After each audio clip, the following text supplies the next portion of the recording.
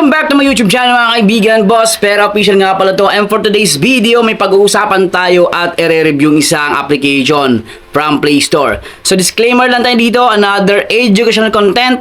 At kung interesado kayo dito guys, bago nyo i-download, please panoorin muna yung buo yung video na to para magkaroon kayo ng idea. Ayan mga kaibigan. So, ito nga pala sa screen, nakita nyo may caveman. Ito yung isa mga karakter natin, Thrower and Knight. So, tatlong karakter natin, ayan ang mga gamit natin guys para makapag-hipon tayo ng points dito or coins. So, ayan. And, kung nakakita nyo, via Lazada, GCash, Paymaya, GrabPay. So, ito yung kanilang payment method or withdrawal method sa application na to. So, pag-usapan natin to, alamin natin yung disadvantages and advantage ng application na to at paano ba tayo makapag-ipon dito ng mas mabilis. Let's go! So, guys, try natin i-search sa Play Store ito, Go Fight application. Check natin. Ito, ito guys. Go Fight. So, pag tinap ko yan, meron siyang 50,000 downloads dito. 3.2 yung ratings niya, 278 reviews. Ayan. At app support from Pakistan. And then check natin kung kailan ba ito na-release nung June 13, 2026. At June 30 naman, 2026 in update. Ayan guys. So, ito nga pala yung Go Fight. Ayan. So, check natin ha. Play natin. Ito yung pinaka-home or dashboard application na to. At dito mga kaibigan is kailangan nating itap itong battle. Ayan no. So, ito yung ating side. Bilang users, ito yung sa atin na cave. Ito naman yung kalaban mga kaibigan. So, syempre, magsimula tayo sa pinakamababang level. At meron ako ditong 682 coins. Ang purpose ng coins na yan is pang-upgrade. Ayan guys, pang-upgrade ng food productions and then base health. So, para maging, kumbaga sabihin natin, maging makunat yung mga karakter natin, hindi agad mamatay. Yan, base health niya. Tapos, para makapag-produce agad tayo, is kailangan ng mabilisang pag-produce ng food. Yan guys, para mabilis tayo maka-release ng Caveman, Thrower, and Knight. Subukan natin guys ha, subukan natin. Ayan. Tap natin yung battle. Yan guys, nakita nyo yan. Tingnan nyo to. Ayan o. After 3 food, yan, pwede na tayong mag-click nito. Yung character natin.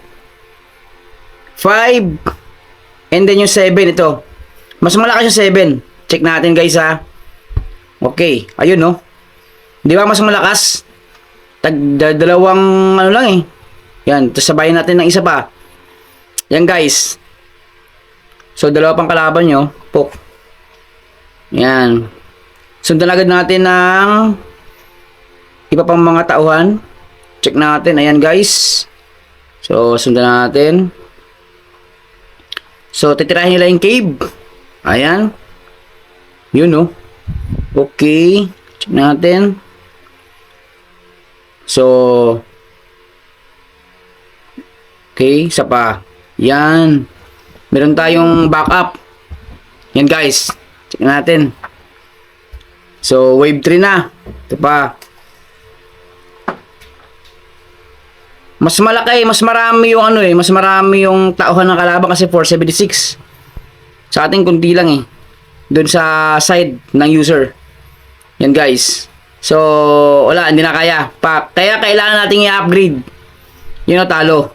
At least meron tayong makuha ang gift dito kung ilan yung green money. So, green money yung kailangan natin dito ipunin guys. So, 15 gift remain today. So, give up muna natin. Then, itong halaga, isa sa mga halaga to, collect times 2, magiging 344 yung coins. So, manood ako ng ads dito guys ha. So, yun mga kaibigan, 1,000 na yung aking coins dito. So, ngayon, paano ba i-upgrade? Dito tayo pumunta. Ayan. Then, ito yung kailangan nating pataasin. ito, yung food production and base health. Kagaya na sinabi ko kanina. So, para mabilis yung pag-release ng ating mga karakter. Sige pa, ayan. Tapos, base health, pampatibay, pampakunat. Okay. Check natin. Diba? Okay, ganyan. So, remaining coins is 65. So, check ulit natin kung kayang-kaya na.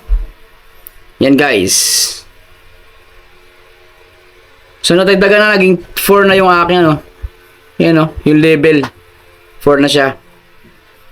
So, try natin. Nasa atin yan kung interesado kayo dito at kung nag-i-enjoy ka din lang. Nandiyan yung link sa comment section. Pero guys, sana pinapanood nyo muna yung video na to para magkaroon kayo ng idea. Ayan. At kung worth it ba na lagay natin to, itry natin to para hindi masayang oras natin. So, advantage para sa akin, libre download, walang subscription, walang investment. Ang problema lang yung ito.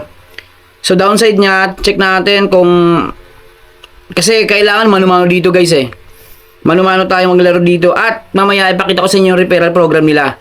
So, kung tamad kayo maglaro at gusto nyo lang na talagang nag-aantay na lang ng commission sa mga na-invite natin is pwede rin. Yan guys, check natin. So, yun na, parami na tayo. Tambak na sa kalaban, oh. Ay, grabe, lakas ng kalaban talaga, oh. Ayun, oh. Pok. So, mas maganda talaga, marami tayong ipong coins para marami tayong ma-upgrade dito. Yan, guys. So, ayan. Coin collected, 282. Check natin.